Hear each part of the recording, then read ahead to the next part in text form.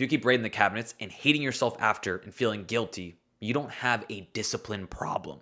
You have a structure problem. I lost 70 pounds, and one of my biggest problems was snacking. But once I fixed these 4 things to cheat-proof my kitchen, weight loss became a lot easier. And yes, you can still keep snacks around the house for your partner and for your kids. But first, you need to understand what I call the swipe psychology. The same psychology behind why you struggle to stop yourself from snacking and overeating once you start digging through the cupboards is the same psychology behind why you have a tough time managing the swipe on your phone when it comes to any of these social media apps. I want you to think about it like this.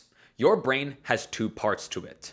The first part is where your brain makes a lot of decisions. Think about this part of your brain like when your brain is managing a budget and you're trying to figure out how much you should be spending each month and making sure that you don't way overdo it. You have to make an actual conscious decision. The second part of your brain is the autopilot part.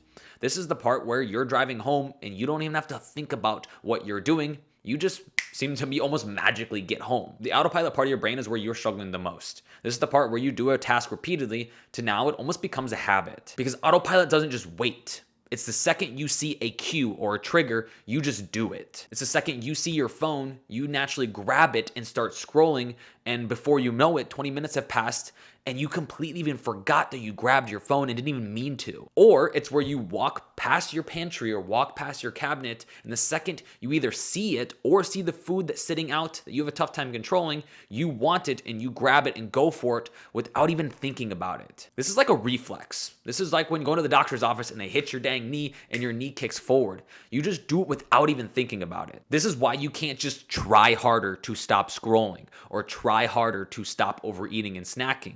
It is like a reflex. But what you can do is make your body stop and think. And this is how you're going to do it through these 4 ways to cheat-proof your kitchen. So let's dive into number 1, which is going to be eliminate fuck it foods, is what I like to call it. You may do this with your phone. If you have a specific app, maybe it's Instagram, TikTok, or Twitter, where you just have a really, really tough time controlling it, you may delete that app so you don't open it again. And then maybe later on, once you've kind of gotten out of the habit of constantly grabbing it to scroll, you might download it again. A lot of people give you the advice when you have a problem with snacking is they say, don't buy it, get rid of it out of your house. Well, this is difficult if you live with people and you don't necessarily have to do this. But here's what I would recommend.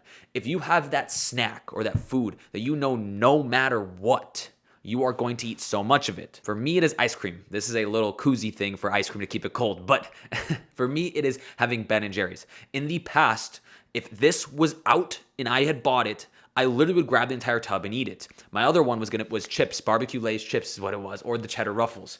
No matter what, I would come home and eat an entire bag, or at least like 7/8 of the bag. And I would leave a little bit at the end because I wanted to feel like I didn't eat the whole thing. Those 1 or 2 or 3 foods that you seriously struggle a ton with to control, what I want you to do is just eliminate them from your house for now. And then in the future, when we learn to get good at this, or maybe after watching this video and you've implemented a few things, then you can reintroduce them back into your diet later on. Because I'm not sitting here saying you should get rid of these foods completely, forever, because you shouldn't. You should still enjoy foods that you want from time to time, but we need to learn how to manage them first. So let's dive into number 2, which is going to be a strategy to start learning how to manage foods that you enjoy, but making sure that you don't always go for them, which is going to be create friction. If you wanted to reduce the amount that you scroll on your phone, one of the easiest things that you could do is I could take this phone and I could put it across the room. So I could put it right where the camera is. So now when I'm sitting here and I'm working on something and I have the reaction to go grab the phone,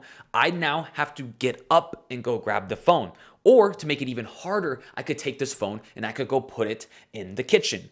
And now I have to make it even more difficult when I want to grab the phone. I have to now get up, go out the door, into the kitchen. And if I want to make this even harder than that, I'd put this even further across the room. Because now you are not acting out of a reflex to grab the phone. You are making your body almost pause for a second and have to make a decision. The part of your brain that makes decisions. So one of the best ways you can start creating friction with your diet is take the Oreos And what you're going to do is put them on the top shelf of the cabinet, and then maybe even put them in the back of the cabinet. So now the only way for you to get those, you have to bring the step stool out and you have to get up and move things out of the way to grab the Oreos. You are creating friction. Or at the very least, if you can't do something like that, you're putting it out of sight and you're putting it in the back behind things to where now you're not just doing it out of a reflex. Or if you're like me and you like the dang ice cream, what you can do is you can go put the ice cream in the garage freezer instead of having it in your kitchen. So now you have to actually make a decision of, do I need to go walk out to the freezer to grab it? You are forcing your brain to sit there and pause for a second and making it more difficult to get that. Now, the opposite works, and you can use this in your favor. Create less friction for healthy foods. So you are encouraging healthier foods. So what you could do is you could take bananas and put them on the island in front of you. You can have pre-cut up fruit already sitting in the fridge. You can start putting these snacks at eye level, so the moment you open the cabinet, that is the snack that is sitting right in front of you. I like to think about this as like walls or levels. How many walls or levels can I put up in front of this really snacky food that I enjoy to make it that I have to make all these conscious decisions and efforts to get there? And then when I'm going for healthy foods, how do I eliminate walls to make it easier to grab? Now, creating friction is crucial for losing weight to reduce the amount of snacking that you have. But number 3 is a way to make friction better so you don't sit there and overeat and binge on food, which is going to be what I call a family size bag killer. I don't know if you know this, but you can go onto your phone and you can put a timer on Instagram or TikTok or any of these apps that you sit and scroll. You can put a timer on this for 20 minutes. So now when you grab your phone and you sit there and you start scrolling without meaning to, there's going to be a part where it doesn't let you use the app anymore. Obviously, you could go in and you can change that timer, but you aren't going to because you are making yourself make a decision now. You've stopped that act of where you got stuck in the doom scroll. And a lot of people really struggle with this when it comes to their diet is they take the ice cream, they take the big quart of the ice cream, and they can't stop themselves. They take the family bag size of chips, and they can't stop themselves in the act of doing so. And one of the best ways that you can do this is by buying small bags of things. Or when you buy the crackers or the trail mix, you can take these out and pre-portion them into little Ziploc bags. Not only is this extremely beneficial to teach you how to manage things in smaller portion sizes, because you still should have foods you enjoy, just not all the time, but also what it does is once you open this bag, there's going to be moments where you really want this snack, so you open it. It forces you to have some sort of limit. So now if you wanted to go open another bag, you have to make a conscious decision of if you should open another bag or not. So the chances of success are so much higher because you most likely won't go open another one. You are essentially limiting yourself from binging entirely. And at the same time, teaching yourself how to manage smaller portion sizes and teaching yourself how to catch yourself in moments. Now this is extremely crucial, but number 4 is one of the most underrated ways that I have found helps snacking so much. And that is gonna be a default snack. Have you ever been on your phone and you deleted some random app? And now, when you went to go open your phone to click on an app that you use frequently, you're like, oh, it's not in the same spot as it normally was, and you open a different app. You were so programmed on autopilot that you know where that exact app is every single time you go to click on it. And now you catch yourself, and you actually start recognizing what app is currently there. And if it stayed the same like this for a long period of time, you'd go on autopilot again, and you would learn where that app is. So this is what I want you to do. You are gonna create a default snack for yourself. So what is this? This is a snack that when you really want those bag of chips or the ice cream, you say, I'm gonna have my default snack first. And if I want the other snack, then I will let myself have it. The same way you stop to click on your phone, you now have to make the conscious decision of, okay, do I really actually wanna open up Instagram? So this default snack should include 4 main pieces to it.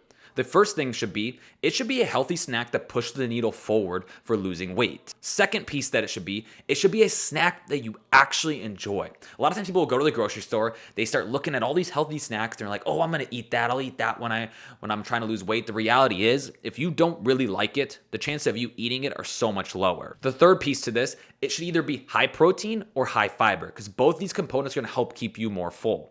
And then the fourth piece of this, it should be about 200 to 300 calories. It should be enough calories that it does satisfy you a little bit, but doesn't make you stuffed or full. So my default snack is Chobani protein yogurt. I put some granola on top, any sort of berries like raspberries, blueberries, and then you could top it off with a little bit of honey on top of it. So now after I finished that snack, I told myself I could go have the other one if I really want to.